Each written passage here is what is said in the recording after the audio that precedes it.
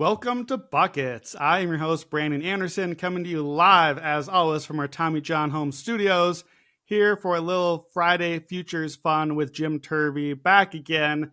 Only 2 weeks out till the playoffs. I can't believe we are 2 weeks, 2 weeks until the regular season ends, and, playoffs, play-in, postseason, the whole thing. In the meantime, still March Madness season, still March out here. So if you're not listening already, be sure to check out Big Bets on campus. They get you covered for all your March Madness bets. So we're going to have a little March Madness fun today. We'll explain in a second. But Jim, how you doing? Are you ready for some Friday fun?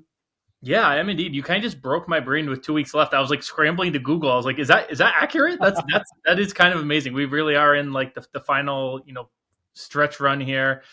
This is kind of the goofy season of the NBA. And, like you said, they're deferring to March Madness. So, we're going to defer to March Madness a little bit too. Yeah, so, sometimes we try to mention like the weekend slate here. The weekend slate is not great. It's the end of March. The games are not a lot of fun. There's like a couple NBA TV games. We're going to do something a little different today. In the spirit of March Madness, we, Jim, you and I, are going to act as the NBA selection committee today. So even whether or not you follow March Madness, you're probably betting it one way or another. So you know about the selection committee, this esteemed panel of people who are building the perfect bracket, putting everything together to give us a tournament. So we're going to make a knockout one-game tournament featuring our teams. We're going to start with the 1 seed and go on our way down. And of course, we would only be fair and equitable. We would only use the data available to us. So that that could mean the team's record, obviously the end-all be-all of all things we consider, their offense or defensive rating, their net rating, all the Vorps and Schwarps, quad one wins. That's a college stat. We'll have our version of that. Star power, TV, media. We would never, ever think about things such as that. Blue bloods, players and teams. We might think about that, get the right matchups along the way. So I didn't really give Jim too much instruction, or I didn't give myself instruction either. We just kind of made our own rankings, and we're not revealing brackets here. We're going to argue with each other and choose as the two-person selection committee how to build a bracket. Hopefully along the way, try to kind of figure out, okay, what's the value of this process? And I do think there's value. We did this 2 years ago. I did it with Joe Delera, and he and I built the bracket and then did what we'll do here, which is kind of go through the bracket at the end and say, okay, if this was a bracket, how would you bet it? What would you see as value? In our bracket, we saw value on two teams, Denver and Miami, who ended up playing the finals, and we recommended in this podcast 2 years ago, Denver over Miami in the finals at some like outrageously long price. And I didn't get to log it in the app because we didn't have custom yet to be able to put that in there. But it's out there. It's on the podcast somewhere, like the best bet of my life, Denver over Miami. It's from this episode, Jim. No pressure to us. So we are the selection committee. I don't think we need much more intro. You got anything else to say before we get into it? No, honestly, you set the bar real high. I'm gonna have to fill in for Joe with I'll try and give out something longer than that. Must have been like 150 to 1 or something crazy. I think it was 150 to 1. I was trying to remember and I didn't have time to look it up. So we'll see if we can find a 150 to 1 or something in that range. We'll have a little fun today. Okay, so we obviously, again, I'm assuming you listeners at home know how the bracket goes. Think of it as like one region of the March Madness tournament. So we're going to basically go 1 to 16. So you get like 1 versus 16. You get your 8 versus 9 that plays the winner. I'm assuming you can kind of fill that in your head. We'll try to update as we go. Let's see if we can get like a graphic of this, or I'll hand draw one out at the end or something so people can see. But we are going to, I think it's easiest for us to just start with the number 1 overall seed, go to the number 2 seed. Of course, again, no corruption here. We're just ranking teams. We're just letting the bracket fall as it will. That's all we're doing. So we're just going to rank teams from the top. And again, what have you done this season? What have you earned? So I think, Jim, it's pretty clear at this point of the season that for the number 1 overall seed, at most, I think you can look at 3 teams. I think you're looking at, obviously, Cleveland, Boston on either order in the East, Oklahoma City in the West. Do you have, well, let me ask this way. How many teams did you really consider as you put forward your number 1 overall seed? So did you look at all 3? I considered all 3. Digging in even just a little bit, it became very clear to me, at least. I'm curious if you feel the same, that there's really one choice. And now part of that happened because of, the past week or so. But when stacking up resumes, I think there's a very clear overall number one seed. Are you on the same Yeah, wavelength? I've got a number one overall tier on their own, and I think it is pretty clear. So we don't even have to spend too long on it, but make the case for Oklahoma City. So second best net rating all time to the 1995-96 Chicago Bulls. And if we do the adjusting for garbage time, they're not even racking up garbage time stuff. Their net rating actually improves a little bit in garbage time. Now, number 5 on that list was the Celtics from last year. So you and I have talked about how this modern era, in part because of the threes, in part because tanking is maybe a little bit more prevalent, the net ratings get a little bit more skewed. Regardless, this is a team that is incredibly impressive on offense and insanely impressive on defense. So 107 defensive rating in this modern era is pretty amazing. They've got 20 quad one wins. I'm going to call wins versus top 10 opponents on cleaning the glass. We're going to call that quad one wins. That's 5 more than anyone else. That is in a tier of its own. The last couple of weeks, they've kind of, taken the foot off the gas, slowed down. They've been sitting J-Dub here and there. They've been resting people. Oh, no, wait, they're still the best net rating in all of basketball. Even when they slow down, they can't really take the foot off the gas. They have the MVP. In a normal year, they'd have the DPOI. If Joe Dolera has his druthers, they might still have it with Lou Dort winning it at 50-1. One of my favorite stats about this team, so they only have 6 teams below them in terms of clutch wins. They're actually near the bottom of the pile in terms of clutch wins. But there's only 3 teams above them in terms of clutch winning percentage because they just don't play close games. They're just blowing teams off the court. Shea hasn't played the fourth quarter in 15 games this season. That's insane. They just haven't had to use him. So they have really boat raced the entire league. For a while, it's hit them in Cleveland. But I think even if Cleveland, before this 4-game losing streak, I think I would have done more of a comparison. But the resume for OKC, because they're doing this in the West especially, which is such a tougher conference, to me, it's very clear that they're number one with a bullet and deserve home court throughout. Yeah, I think so. I think that's pretty clear. 60-12 as we are recording this. We're recording on Wednesday, by the way. So apologies if the numbers are just slightly off as you listen to this on the weekend. But, it's just the exercise. We're having fun with it. Out of those 72 games so far, they really have 18 games where Shea, J-Dub, and Chet played together. So that's the crazy thing is all of these metrics that are so insane is despite Chet missing for several months and despite J-Dub missing now for a while, your quad one metric, again, you said that's against top 10 teams. I did basically just record against what I call playoff teams, which right now in the real world, there's a pretty clear cutoff of a top 6 in the East and top 7 in the West. So when I say versus playoff teams, I'm counting that. Oklahoma City is 24-8 against that group of teams. So they're winning 3/4 of those games, including 2-0 against Boston, also relevant. You got to beat your top tier competition. They have three double-digit losses all season, which is absurd. So, yeah, I love this for us. This to me is like the Jalen Suggs, Gonzaga, number 1 overall unbeaten team. It's Oklahoma City. Let's be real. The committee doesn't really want to put Oklahoma City as the number 1 overall seed. This is not exactly a preferred destination for, our talent scouts are going to be out there traveling to Tulsa and trying to get flights over and everything. But it's all right. They've earned it. They're the 1 seed. They, they're about as close as you get to whatever the unbeaten Gonzaga would be. So they're number 1. I think to me, it's more of a conversation at least to be considered between number 2 and 3. Am I correct in assuming that you've got a clear drop after number 3? So we should be talking Cleveland, Boston here.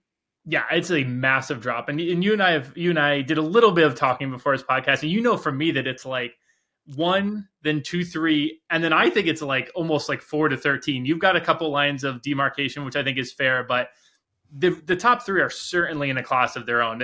I think the 4th seed is going to be where it really starts to get haywire. I think we will align on number 2. I went Cleveland. So this is kind of the yin to OKC's yang. The two of them have been going back and forth on best record. Now they dropped their 4 straight games recently. They had another 3-game losing streak. They seem to have a little bit of this stuff. And Boston, again, we think the ceiling for Boston is certainly as high as Cleveland, if not most people, I think higher. The market certainly thinks they're still the favorite. I think OKC has taken this, if we're looking at the resume for this season, second in win percentage against top 10 teams, those quad 1 opponents. They still have the 12th best net rating of all time. If we're really going to keep using this in what clearly looks to be, maybe needs an era adjustment. But to me, the resume for Cleveland, just looking at regular season, if I put them on a court with Boston, clearly they're very close. They split their 4 games this season.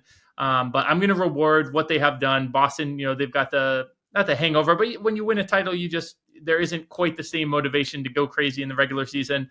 They'll be fine from the 3 seed. And likely this will kind of mirror a potential Eastern Conference Finals where Cleveland will have earned the home court and Boston will have to go in and win in Cleveland.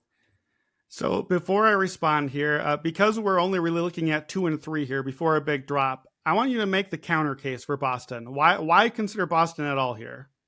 Yeah, so I think so they got tied for best net rating against top 10 teams. So the record's a little bit not as good, but the net rating is there. They're second in dunks and threes by adjusted net rating. They're 17 and 3 in their last 20, even though they're kind of rotating guys out. I think they're clearly kind of hitting their stride here.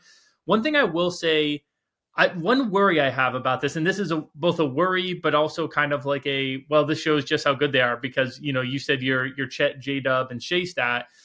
The Celtics starting lineup has played a total of 95 minutes together all season. For comparison's sake, the Knicks starting 5, 795 minutes. Even a team like Detroit, who's not insanely coached by Tibbs, 492. We're looking at a very small sample. Now, these guys have played together for a long time, but KP is always kind of in and out. There is a little bit to be said for you want to give yourself a break in the regular season, but do you want to completely lose touch with the team chemistry? So I think the case that would be made is Boston is the better team. The market likes them more.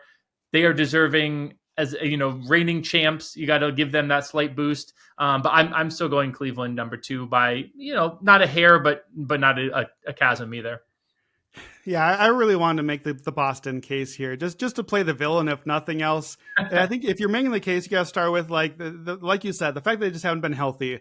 15 games missed for Jaylen Brown, 17 each for Drew Holiday and Al Horford, 36 for Porzingis. That's half of the season missed so far. So, and apparently now Jason Tatum, just because, why not? Let's just have him miss a couple games too. So that's the case. And the case really is just projection of what Boston is supposed to be. And it's, you're the defending champions and you're the Boston Celtics. To me, the case for Boston as the 2 seed, 2 seed in my head is the top right of the bracket, right? Number 1 over on the other side across from number 1. Well, guess who's in that spot in the March Madness bracket? It's the Duke Blue Devils. Isn't that pretty much what we're doing if we put Boston up there? It's not quite the same. Duke is, Duke is probably Oklahoma City of this bracket in real life with their metrics this season. But I think just rewarding typical year Duke with just the 1 seed, that's what we'd be doing with Boston. You're that was win anyways. They're defending champs. We think that they're this good. But I think if we're taking this exercise seriously at all, it has to be Cleveland. I tried to poke holes in the resume, to be honest. So record against the Celtics, 2-2. All right, that's fine. Record against the Thunder, 1-1. It's pretty good for the Thunder. You split both of those. They are against the Nuggets, Grizzlies, Wolves, Knicks, Bucks, Lakers, and Warriors. Good teams. All teams we think can win series. They're 16-0 against those teams. 16-0 against the Nuggets, Grizzlies, Timberwolves, Knicks, Bucks, Lakers, and Warriors. It's pretty good. And granted, I'm sure there's guys missing in those games. There's guys missing for Cleveland too. You got to win the games. If we're rewarding resumes, they're winning the games. I gave you Oklahoma City 24-8 against playoff teams. Cleveland 22-6 against playoff teams. So basically just as good, missing 4 games in there. Obviously, they had the 4-game losing streak as we're, earlier this week. So that kind of knocked them down here. But I agree. I think at the end of the day, we have what kind of becomes a boringly easy 1, 2, 3 in order at the top. So we're going to pencil those in. We'll keep moving. Those teams all get home court. I'm going to call it a slight audible here. I'm going to say, here's how home court works for our bracket, Jim. We got 16 teams. We're going to put it into 4 little mini regions. So the 1, 2, 3, and 4 is get home court. I'm going to say you host the little home court region. Let's have some neutral site stuff in here. So that means that being the 4 seed here becomes very important. You are the last team to get home court. You're going to host your little mini pod with the 4-13 and the 5-12. And I think that this is going to be a throwdown because I don't know. I have personally a tier of teams 4, 5, 6, and 7 that are my next 4 options. I don't feel super strongly about the order of them. And I'm not convinced that your number 4 will even be one of these teams in the list. So, yeah, you've got teams 4 to 13. That's way too many. That's 10 teams for us to bite off at once. So let me give you my 4 teams here. I'll give them to you in order. And I want you to pick one of my 4 teams and pick the team you're highest on of these 4 and make the case for them as the 4 seed.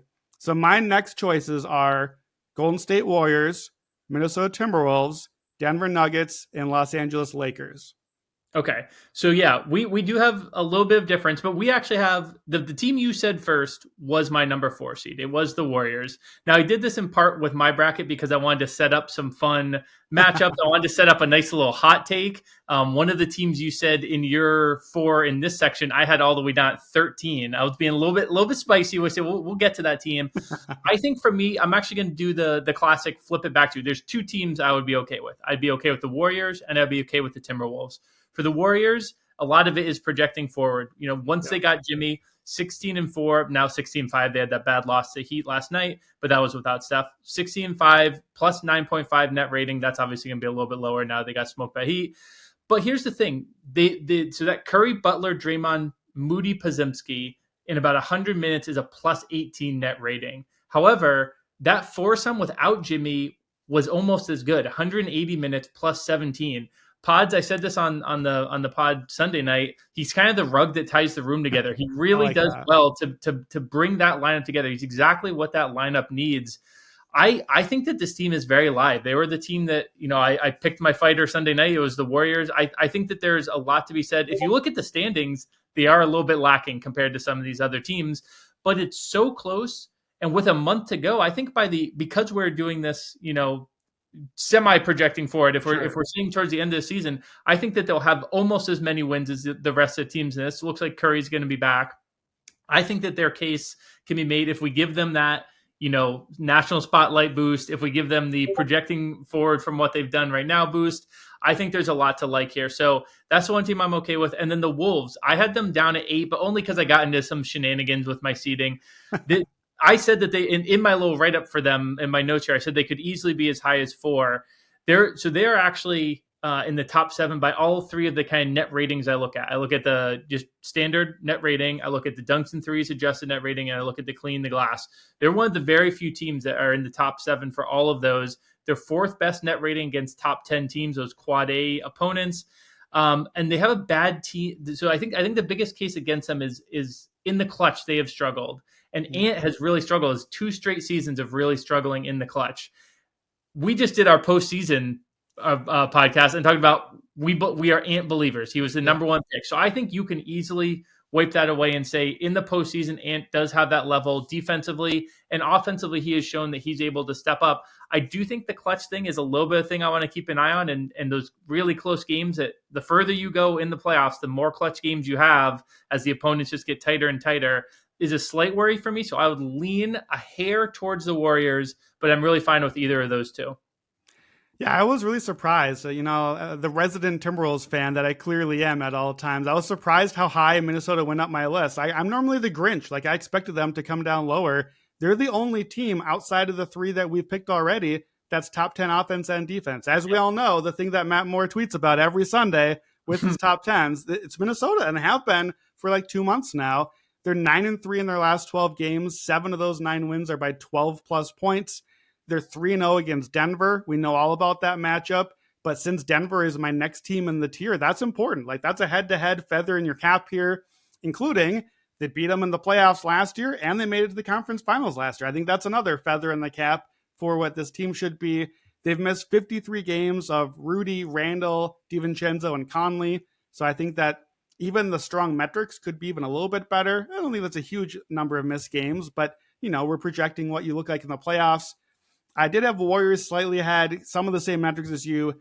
16-4 with Butler, 15-2 with Butler and Steph Curry, top 3 net rating in those games. So the numbers we have so far put them in this top tier of teams, put them probably even a tier up, probably into the Cleveland-Boston grouping, or at least the Boston one, perhaps, I think is maybe a fair one where we're kind of projecting as well. Not the strongest competition, but 5-1 against clear playoff teams in that stretch as well. They've missed some games, double-digit games from Curry and from Draymond. I don't know that I don't make a lot of Jonathan Kuminga, but they have missed 33 games of Kuminga, so that's another thing in there. To me, looking at these two teams, and they were my next two, here's the two numbers that became the tiebreaker for me. They're 3-1 against Minnesota. We're the selection committee. These are the two teams we're considering. I have to look at that head-to-head.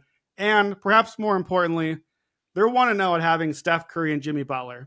So I'm putting games in Golden State. I want the TV money. Yeah. I don't know about you. We got OKC and Cleveland at the top of our bracket. I need some cash. So I think it's got to be Golden State at number 4. I love it. I think those are perfect tiebreakers. I'm totally in. They were my 4 seed. So far we are still in lockstep with about to get to the pure chaos of it. Okay, so here's my question for you.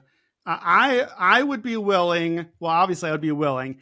I think we should put in Minnesota as the 5 seed since we're both close on them and then go to the 6 seed from here, partly in the interest of time so we can keep moving through our bracket. Is there anyone else you feel especially strongly enough about that you think you'll convince me above Minnesota to stop us from putting in Minnesota? Nope, that's perfect. All right, so to set the bracket up, we got our 4 top seeds in order: Oklahoma City, Cleveland, Boston, and the Warriors. Those are home court advantage teams. Minnesota goes into the 5 slot with the Warriors. So they're kind of in that same little region. They'll have to go out west and play in California. So we go now to our 6 seed. This is in the Boston region. I'm going to let you take the reins here because I kind of led on the last bit. So give me a team or two that you want to make a case for next. All right. So the 2 highest teams after this that I had were, and I think folks will find this surprising. I found this a little surprising. The Houston Rockets and the Memphis Grizzlies. These are 2 teams I have been talking about wanting to fade when it comes to the postseason. But here's the thing. I did try to look at the season that these teams had completed. So for the Rockets, so 5th by net rating, 4th by cleaning the glass, 8th by dunks and threes. But here's the thing. They had the 5th best net rating against top teams. They really didn't fade in those moments. They had the most clutch wins in the NBA. Now, ironically, they had a negative net rating in clutch games. They're kind of the anti-Thunder, but they just got into a ton of close games, and they actually won a fair amount of them. Tied for the 2nd most quad 1 wins. I mentioned that they had the 5th best net rating. So they played a lot of really tough teams. They beat a lot of tough teams.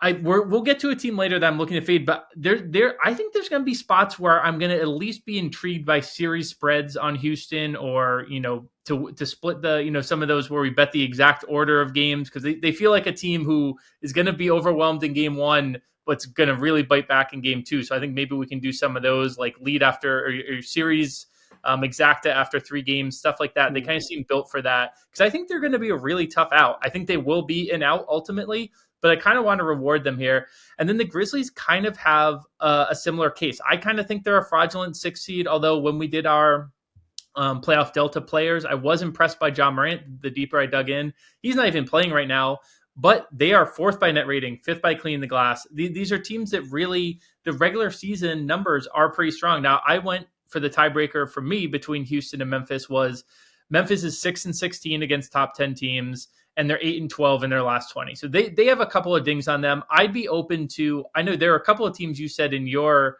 chunk of teams. I'd be open to a few of them here. Should we open the door and do a little compare and contrast with the teams you have left over with these 2 teams? Yeah, I mean, I think these 2 teams are interesting comparisons. I also have them in a row. I just have them in a row lower. I have Memphis 10 and Houston 11. So that would be really who this, we're choosing a 6 seed. That would be who the 6 seed should be playing here. So I guess, there's a little bit in me that's like small market team, like we got to get some TV money out here. But with Memphis in particular, my struggle here is, as you know, the selection committee loves to know, what are you right now? Not what have you necessarily done all season.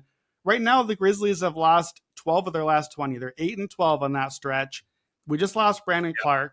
That's not a huge loss, but it is a loss. Like we've talked about the problem with Zach Edey, Clark giving them the option to go away from Edey a little bit, and just the flexibility with rosters that Memphis has had so well.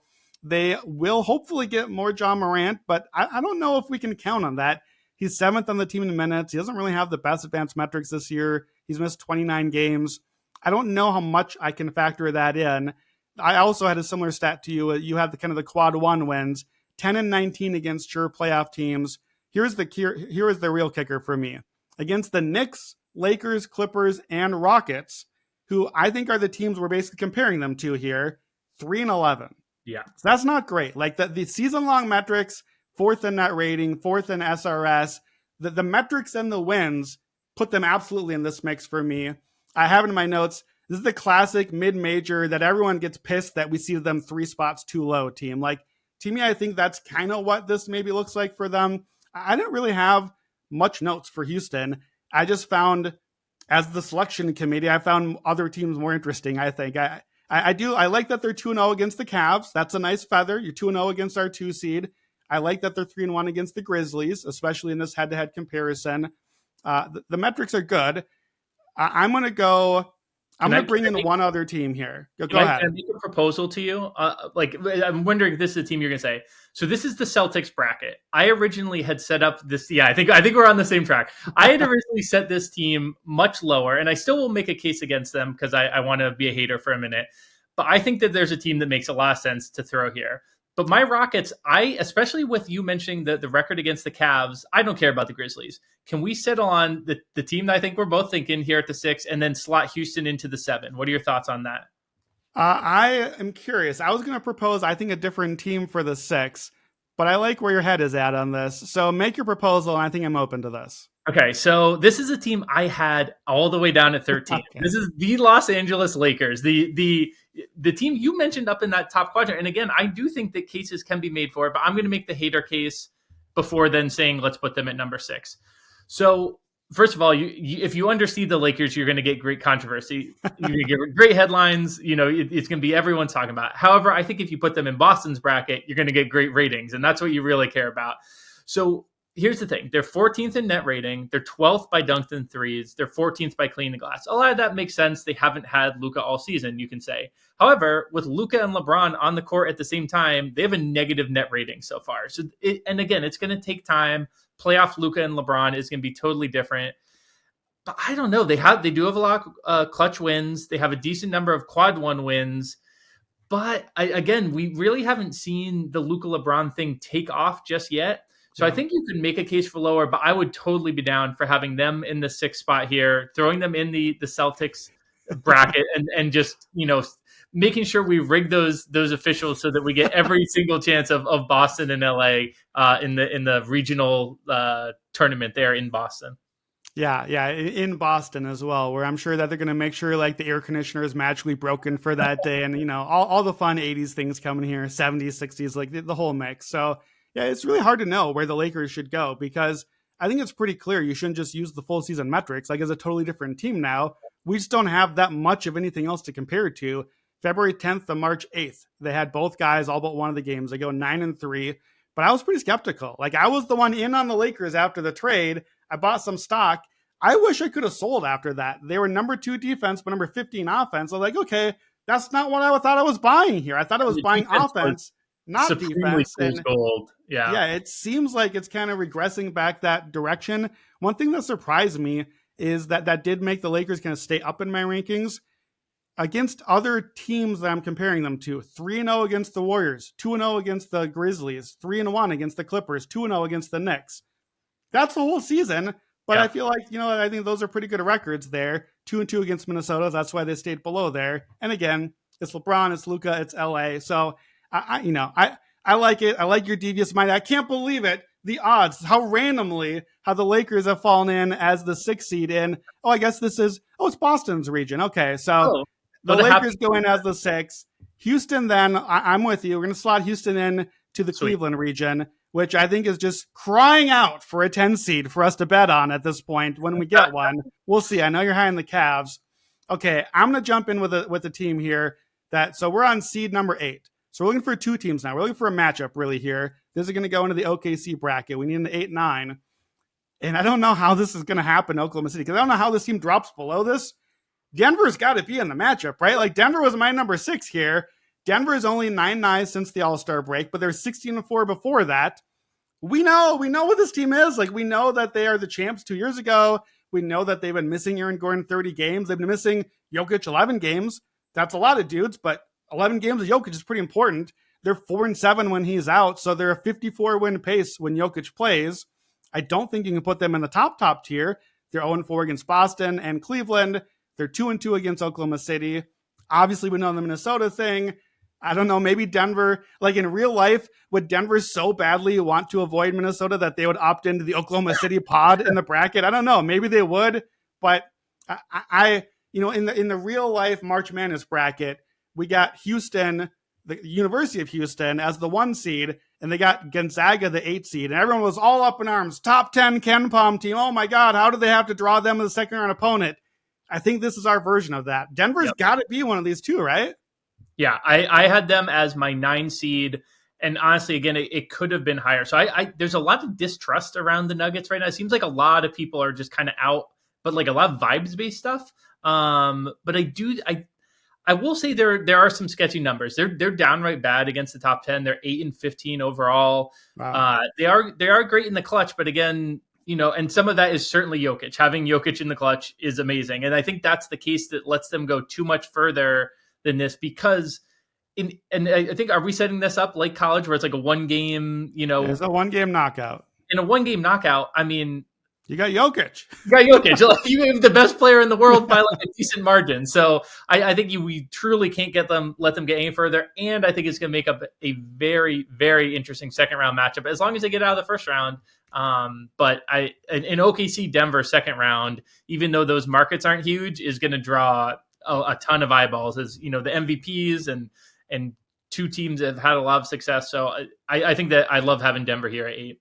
Okay, so Denver is in. How do you feel about a Denver-Memphis matchup? Because we've bumped Memphis down now a handful of slots from where you're at. I still have 2 other teams ahead of them, but we could keep moving. How do you like Denver-Memphis if we slot them in here? We could do Memphis only in part because I kind of want to just clear them out and let Denver and OKC play in the second round, and I'll be more scared in other matchups. So why don't we just use them as cannon fodder to get knocked out by the Nuggets? All right, so Denver, Memphis is our 8-9. We got our first matchup. That'll be a fun one. We'll get the full breakdown on all the series long, hour on each one bet coming up. It's not even a series, it's a 1 game.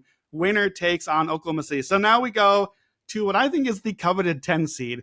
You get a matchup against the Rockets, the 7 seed, and you get to play the Cavs, which I know you're very high in the Cavs, but I don't know. I think I'd still rather play the Cavs than the Thunder or the Celtics or even maybe the Warriors necessarily. So this is the 10 seed, and lo and behold, Jim, you on the selection committee with the coveted 10 seed up for grabs. If it isn't your New York Knickerbockers still up kind of next on the list, is that the team here? Did that work out just how you were planning? I think that the few teams can make the case here, but I do think it's probably the Knicks. So I had the Knicks as the highest remaining seed left. I had them as my 7 seed. I think that the only 2 other names that I would hear cases for would be the Pacers and the Clippers. I think based on text we had today, you are not maybe putting the Clippers in this tier. Do you have any interest in the Pacers or Clippers in this tier going against the Rockets? I have the Clippers as the bottom team in this tier. So this is my group of 8 to 12 teams. Okay. I do have 1 team ahead of New York. So I'm going to say not Clippers or Pacers. They're not really all that interesting in our little bracket anyways. I like the idea of accidentally giving New York a shot here, big market team. Maybe they catch a break finally. So why don't you make the case for New York? And then I have a team, none of which we've mentioned so far, that I will make the case. I do have 1 spot ahead of New York after that. So they kind of had the slightly poor man's Wolves, where they're just like a very consistent team across the metrics. 7th net rating, 7th dunks and threes, 6th clean the glass. Brunson's going to be back, and at this point he's going to be healthy, or at least rested. We should say at least rested. He'll have gotten this month off. But again, they kind of have a little bit of Memphis disease. They're 6-12 against top 10 teams. We know the extreme struggles against the top of the league, the Cleveland, the OKC, Boston. Yeah. Those numbers have been absolutely insane. But Brunson has them 17-9 in clutch games and has shown himself one of those guys that can really step up in the postseason.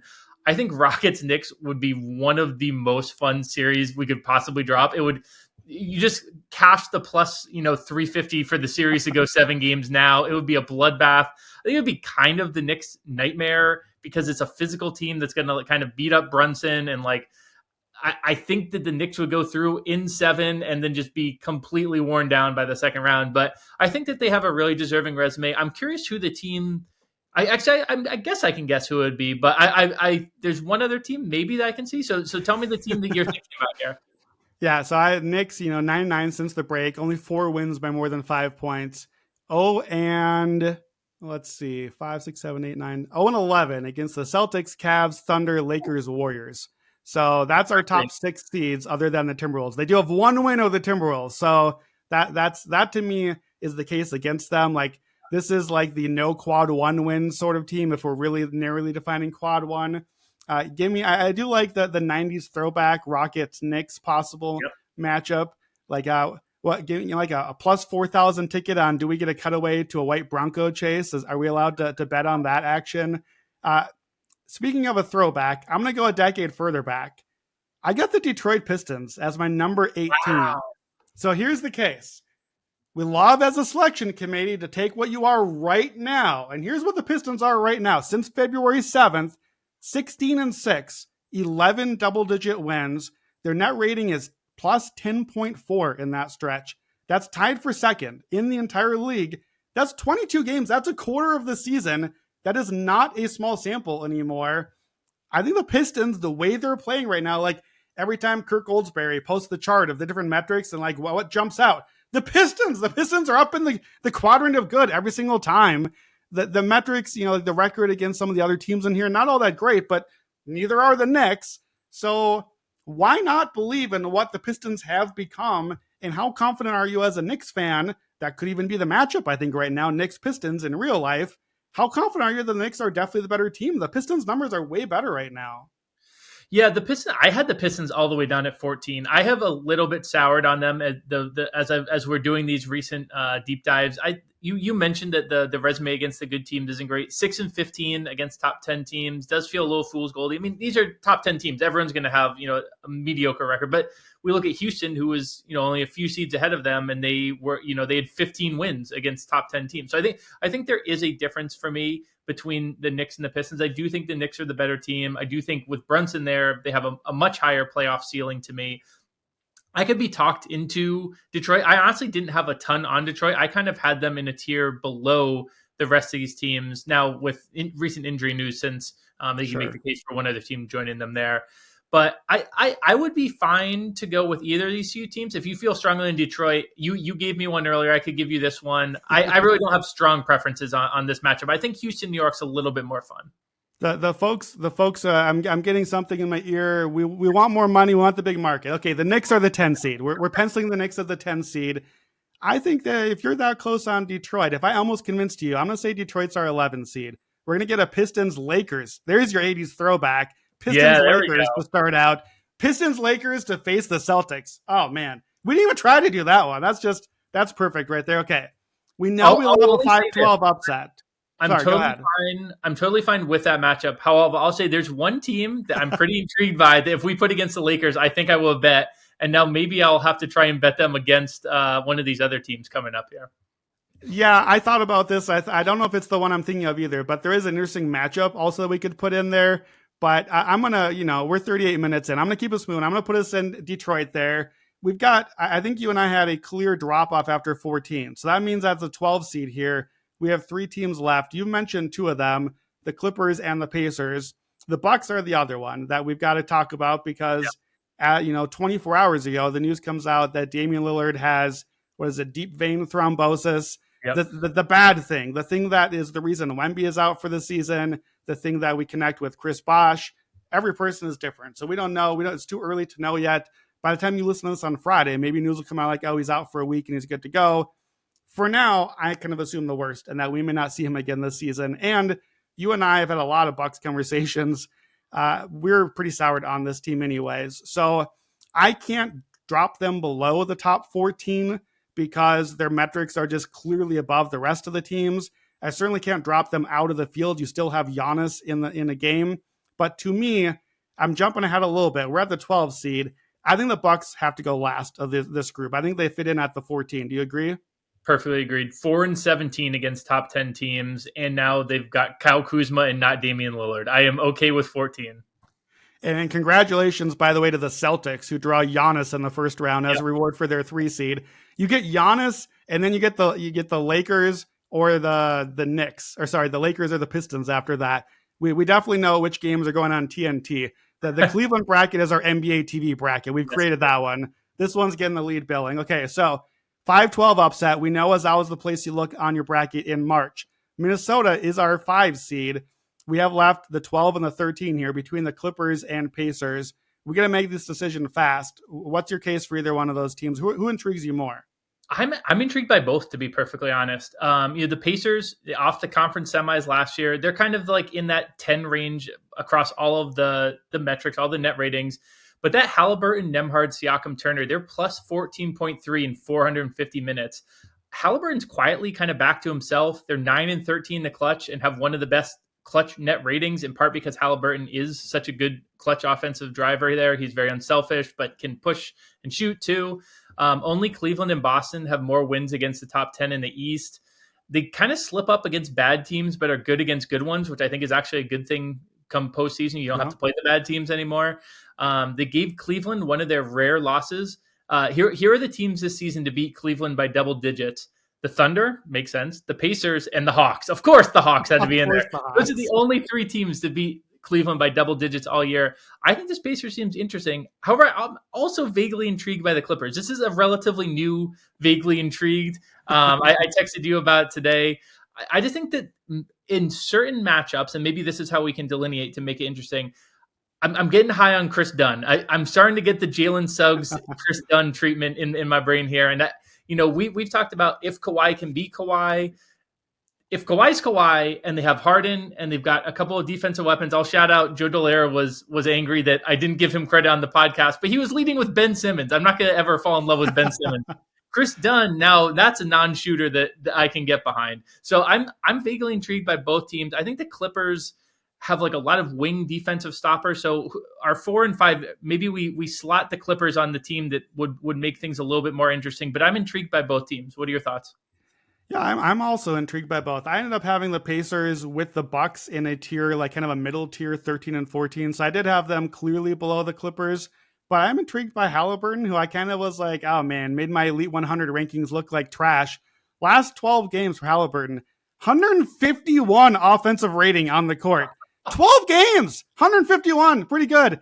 13.5 BPM, pretty good. So not a small stretch. He did also miss 2 stretches of 3 games on there because it's Tyrese Halliburton. So you're getting both parts of that there. Kawhi Leonard, maybe back. Last 4 games, huge sample, 11.3 BPM. That's like, these are like superstar MVP type numbers. They only had 28 games of Kawhi. They only have so much Benjamin Simmons, and they got Bogdan Bogdanovic now. Like, I think the profile for the Clippers, you can project a lot more because of just what we know Kawhi can be.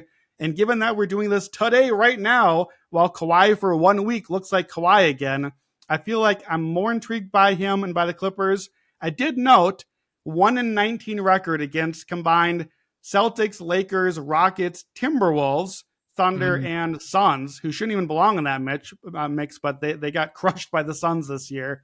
But to me, looking at our bracket, we need one team to play the Timberwolves, one team to play the Warriors.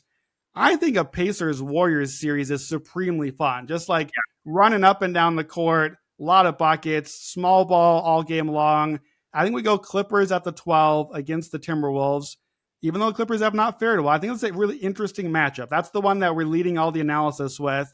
And then Pacers-Warriors as the 4-13. What do you think? I think if I wanted to be on the Clippers, I would almost rather them play the Warriors. I think they would have Dunn to throw at Curry, would be one of the best guys you can throw at Curry in the whole league. And then their wing size on Minnesota, I guess you can throw at Ant. I think Ant's a little bit big for some of these guys too. And I think this kind of negates the 2 sleepers in that sense. But I also think that Warriors Pacers is going to be really fun. So I'm totally fine with that as well.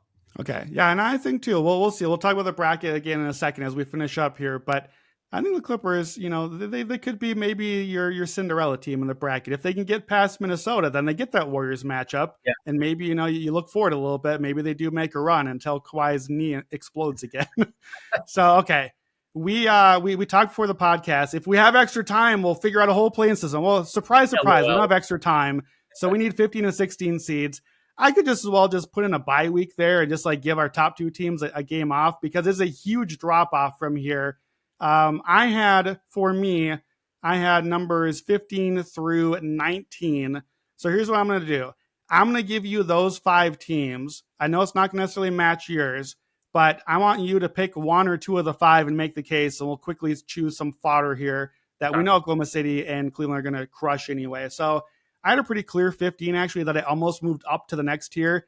I think it's the Suns with the star power. Like just the metrics are good enough there in this terrible group. I had the Blazers 16, which I do want to make a case for. Kings 17, Magic 18, Hawks 19. Those were my five that I consider. I had Chicago, Dallas, Miami, San Antonio as just no, not happening. You're not convincing me. I don't want them on our bracket. So Portland, Sacramento, Orlando, Atlanta, and Phoenix. We got 2 spots. Who catches your eye? So I also had the 15 seed Suns. I think that makes a lot of sense. They also get to go against Cleveland, who they just beat behind 42 points from Durant. I think that's totally fine to roll with that. I had the Mavericks at 16 to exercise some demons for OKC. OKC just cannot beat Dallas. Even when Luka's not there, they lose to them. So this was kind of an exercising of demons. I could care less about the 16 team. So I'll kick it back to you. Let's save time. Just pick one of those teams and we'll march on. Yeah, I'm not going to go with Dallas. No Kyrie. I don't think Anthony Davis is going to make it through the first quarter of my game.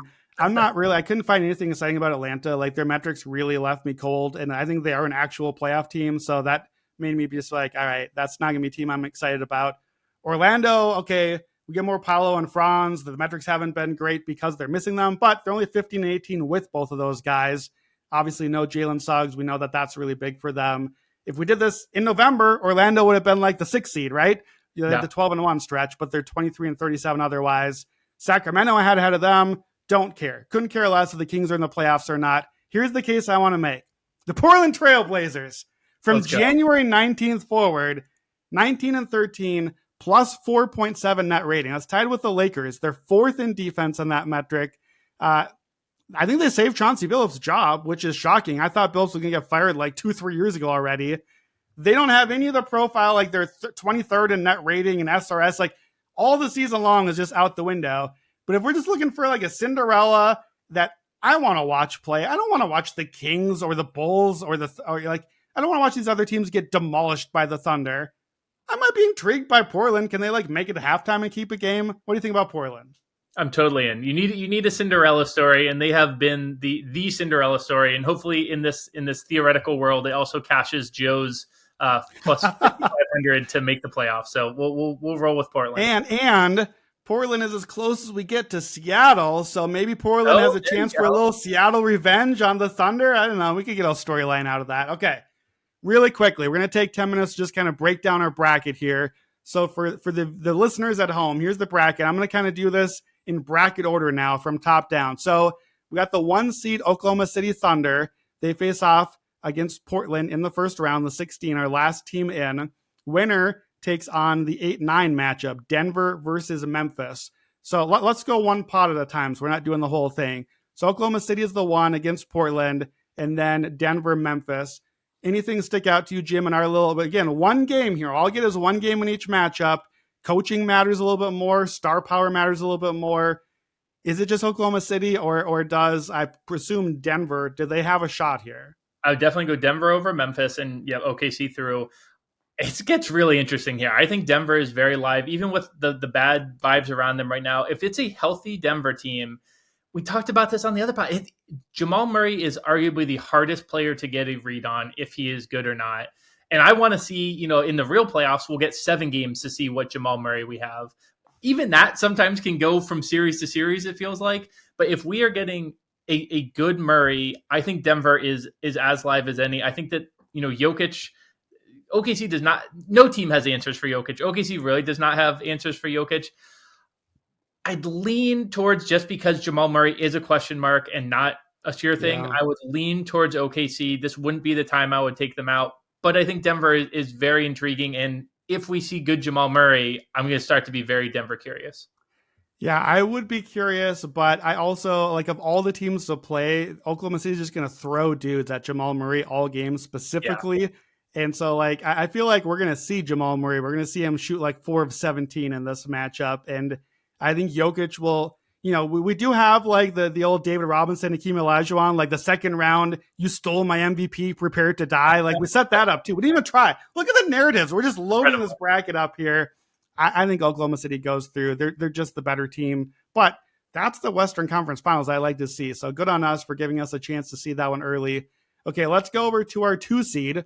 We got the 2 seed Cleveland Cavaliers against the 15 Phoenix Suns. That is a pros Joe spot if I have ever seen one. Oh Like my Joe gosh. Public is hammering Kevin Yeah. Durant and Devin Booker against who? The Cleveland Cavaliers are good this year? The Cavs would smoke the Suns, right? Yeah, I think so. A tiny, I'll be honest, a tiny bit of me would be nervous. I do think they would. I am a Cleveland believer overall. I do think that the type of team that could beat Cleveland is some of like the star power where they just don't have the super duper star power. Now I think Yeah. Donovan Mitchell is the best player in that series, but I think Kevin Durant has a higher theoretical series if he can dig in the bag. One game, no series, one game. One game is even scary. Yeah, it is the danger. One game, you got Book and KD, and who knows who just like catches fire and drops 60 on you, and you're just out after that. So I probably, even as Mr. Cleveland, if the pros kept the money line long enough, I would be vaguely intrigued by a Phoenix money line on that. all right, Joe Public over here. You heard it here first. We got Joe on the podcast after. Okay, Cleveland, Phoenix, and then the 7-10 matchup. We set this one up, Houston and the Knicks. So let's go to you on, do the Knicks have, like, are you betting Knicks to reach the Final Four here? Could the Knicks knock off the Rockets and then luck into the Suns and then get to the Final Four? If I want to see, this is another Knicks team that I'm hoping that they get that Detroit matchup and that we get to see Brunson in action before like the second round when it really starts to get tough for them. If they have the Brunson back and Mikal Bridges finally woke up, he has looked better during this stretch than ever before in a Knicks uniform. I do think that there is some Knicks intrigue here. I definitely think that they would win the Houston matchup. I think it would be a close, tight game. And in a close, tight game, I want Brunson over Fred VanVleet and Jalen Green and Alperen Şengün 100 times out of 100.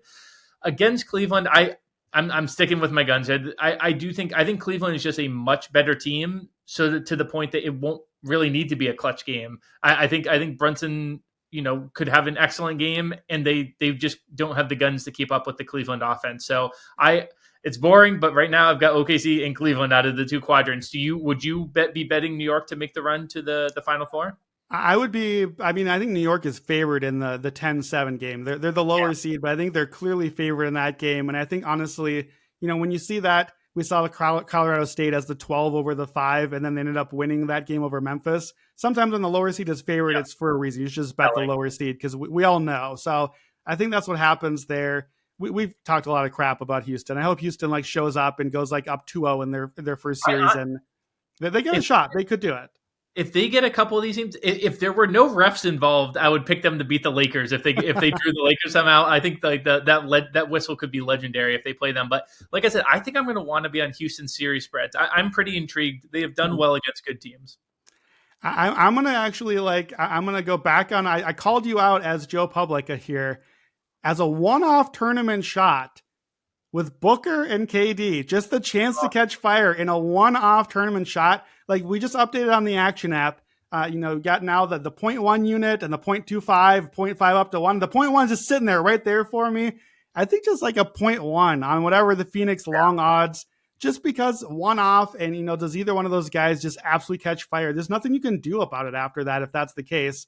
I think in all likelihood, it's just OKC and Cleveland so far. But, we love our long shots. We love to be right about the CLV and it was the right bet, even though it didn't cash this time. I think that's what the Suns end up looking like there. I think 100% of these matchups so far, the Suns are the most interesting long shot. Unfortunately, I think in the real world, it'll be a battle to even get to 8, and I don't think that they have life against OKC. So I think it translates to this bracket, but not as like it does translate to the play-in though, because the play-in are one-off games. So maybe the Suns sneak in as the 10, and we've never seen a 10 seed make it, and you're going to get long odds. You got to win 2 road games. Maybe that is a shot where you look to bet the Suns just to make it. I agree. In a 7-game series, I'm taking the Cavs every time over the Suns. No question about it. All right, 3 seed. Boston Celtics up against the Milwaukee Bucks, or whatever is left of them. Let's call it Celtics against Giannis. Yep. And then we got the 6 seed Lakers and the 11 seed Detroit Pistons. Man, we loaded up this little region. What do you make of this grouping? This is screaming for Boston and LA. And I think, a generational hater of Boston over here, they're cruising through this. I'm actually more generational hating of the Lakers right now. I do think the deeper I go, even though it's Luka and LeBron in the playoffs, I'm pretty skeptical. I think that there are flips that can be switched, but I think this is a year where they get their feet wet in the postseason, and then next year, with a full year together, maybe we'll see better stuff. I'm not going to be on this Lakers team in the postseason. I think it's what I've come around to. I got Boston in 7 over the Lakers. There's no way we're not milking that series for fair. every. I mean, I know it's not in 7. We got a one-off game, but in theory, Boston in 7. You get the Luka Finals rematch. You get the LeBron and the Celtics matchup. We're getting to the line. We're getting a generational whistle. We're getting like 60 free throws one of these games if we got to. We're stretching the series out, and we know Boston's going to give a game away too. Like that's still the thing to me that you kind of pick the series, go one game longer. I agree. I'm intrigued by the Pistons. I made the case for them. I'm intrigued by the Lakers. You have to be just because it's LeBron and Luka. But Boston stands head and shoulders above the group here. And I think really, assuming, I know we didn't have the setup, but if Boston has to make the Final Four and go on the road to Cleveland, I'm assuming we're probably a neutral site in our Final Four. But I think actually we may have built a world where Boston has slight value in our tournament, even as the 3 seed, because they got the little bit of a tougher draw. They get the public Lakers here. So I think actually Boston, and I think that does reflect real life too. We're just like, I think we're looking for a spot to bet Boston if we can find it. We might have made a slight one here. All right, our last region, I think this is the fun one. The 4 seed Warriors get to host. They will play the Pacers in the first round, and then you get Timberwolves and Clippers in the 5-12. I think this is our West region, clearly, but I think this is our most up for grabs region. Who do you like here? Yeah, this is the one. It definitely is.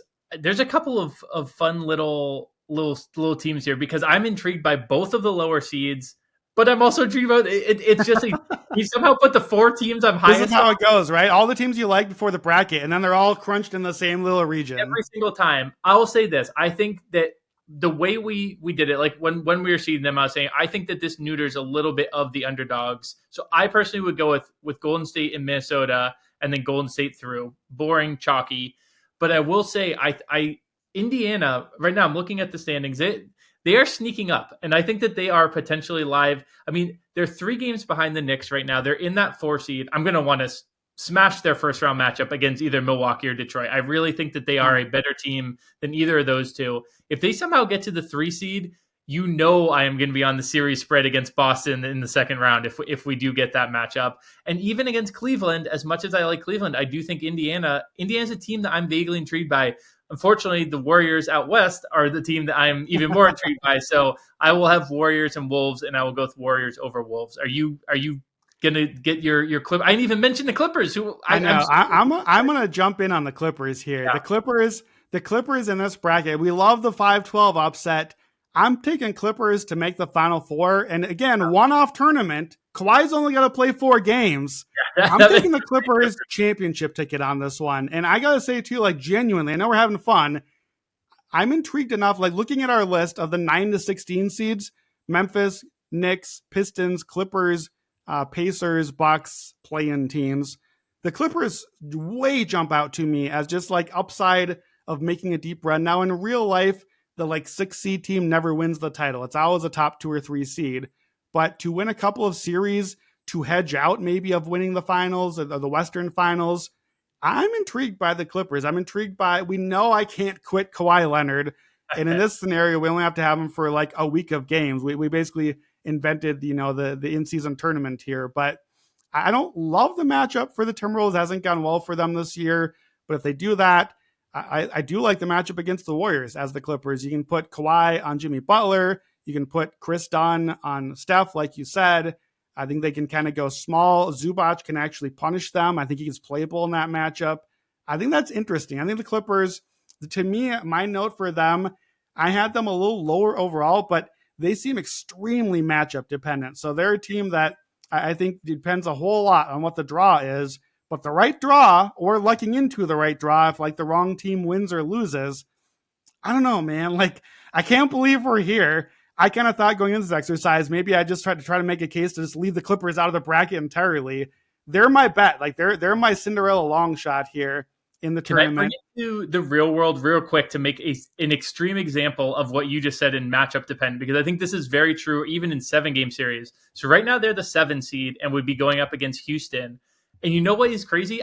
The 3, if they get up to 6 and play Denver, I think I would rather, if I'm the Clippers, play Denver somehow than Houston, because Houston, I mean, it's Dylan Brooks. Kawhi's not making it through that series. Like, he will get hurt so fast. Whereas against Denver, I think there is some life. You can throw Dunn at Murray, and then suddenly it's just Jokic.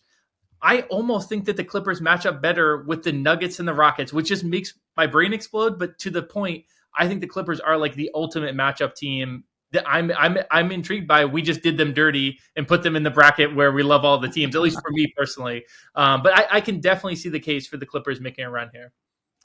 I'm stalling for a second here. I'm scrolling. I'm on FanDuel. I'm scrolling. I'm looking for a pick here. Can you guess what bet I'm about to recommend here? An exacta of Clippers and Suns? We couldn't do Clippers and Suns. No, try it. We said we wanted 150 to 1. So here it is. 140 to 1. Kawhi Leonard, finals MVP, baby. If the knee somehow stays healthy, somehow for like 2.5 months ahead, 140 to 1. We wanted 150 to 1. It wasn't supposed to happen the last time. So we're putting over some of our winnings from a couple years ago. We got 149 years of grace on this podcast now. That's right. We got to keep taking these long shots for a while.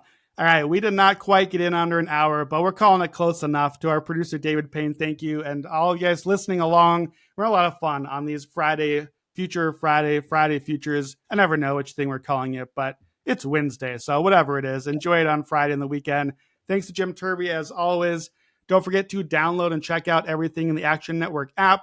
Lots of great updates on there. He's talked about like the unit sizing. You can get some live updates on your home screen on tracking your bets.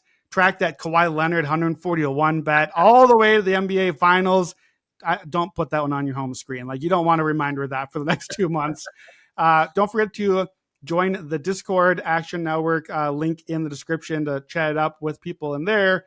Subscribe and follow us at Buckets. You can do that on YouTube. You can do that in your podcast feed. Daily best bets, future Jays on Monday, future Fridays on Friday. We'll have you all the way throughout the playoffs. We're almost there. By the time you listen this weekend, it's April, and April means NBA playoffs, and NBA playoffs means madness. So we had a lot of fun today in the very non-corrupt NBA selection committee. Jim, I don't think we didn't actually make a pick. We only got to the Final Four. Give me your pick. Who's your champion out of your Final Four? So are we settling? Are we going to have our Clipper? I think we go with our Clippers, and I think the Thunder do take out the Clippers. We get the Cavs and the Celtics. You know I'm sticking with my Cavs, and you know I'm sticking with my Cavs all the way. I am nothing if not stubborn, even in this one game, which highlights, the best player arguably even more, and Spida maybe not on that level, but I'm going to stick on brand. I'm going to stick with Cleveland to win it all. How about yourself? All right, my bracket's got Clippers and Thunder, and then I got Celtics and the Suns. My 0.1 hit. Give me the Suns Clippers parlay. Just going off the board. It's March Madness after all. And in the Clippers, take down the Celtics in the finals because I want to cash my ticket. There's no way I believe that. Please don't bet that in the make-believe tournament we just made up. That's it. Those are our picks. Thanks for listening along. Let's get buckets.